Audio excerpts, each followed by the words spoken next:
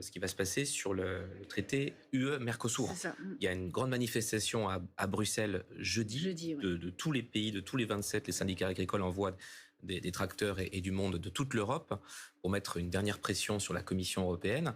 Et on sait, nous, la France, qu'on est positionné, on n'est pas en position de force dans ce... Parce qu'on rappelle que la France a demandé un délai supplémentaire pour continuer à négocier, et l'Union européenne, notamment l'Allemagne, veut que la signature ait lieu là en fin de semaine. Ça doit avoir lieu normalement samedi. Et si on compte les pays qui sont sur notre position, donc la Pologne principalement, mais aussi l'Autriche, l'Irlande, la Hongrie, il reste l'Italie qui est tangente. Et donc en fait, Giorgia Meloni, la première ministre italienne, a la clé ou non de la minorité de blocage.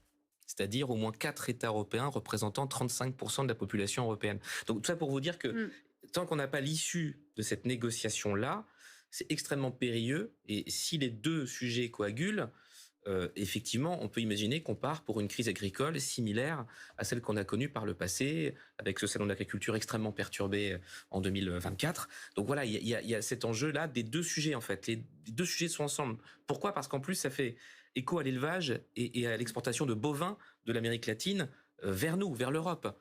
Donc les sujets sont liés, en fait.